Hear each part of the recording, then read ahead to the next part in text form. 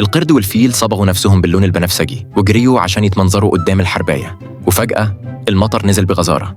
المية شالت كل الألوان من على جسمهم في لحظة، لكن الحرباية فضلت هادية وبدأت تغير في ألوانها بسهولة كأنها بتلعب. لما شافوا كده القرد والفيل مشيوا من غير كلام وهم محرجين.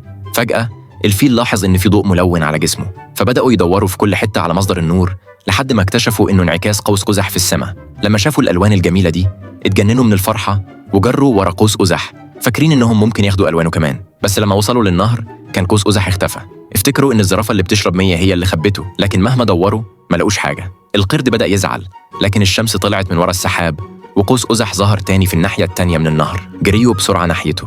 القرد مد دراعه في الجزء الأحمر من قوس قزح ودراعه على طول اتحول للون الأحمر. بعدين دخل جو القوس وفجأة بقى عايم في الهوا جواه وجسمه كله اتحول للأحمر.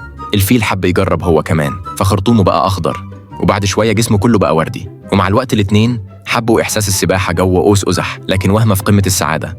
قوس قزح اختفى فجأة، وقعوا على طول من فوق وكل الألوان راحت من على جسمهم. اتحبطوا وقرروا يرجعوا البيت. في السكة الفيل عطش ولاحظ بركة صغيرة قدامه، لكن طعمها كان وحش جدا فبصقها فورا. وفي اللحظة دي بالذات قوس قزح ظهر تاني في السماء. جريوا بسرعة ونطوا جواه تاني ومشوا ورا قوس قزح لحد ما رجعوا عند الحرباية. الحيوانات الصغيرة التانية شافوهم واتبهروا وجروا هم كمان على قوس قزح وخلوا نفسهم مليانين ألوان. بعدين كلهم راحوا يتمنظروا قدام الحرباية، لكن الحرباية المرة دي غيرت لنقشة متطورة أكتر فيها خطوط وألوان تخطف العين.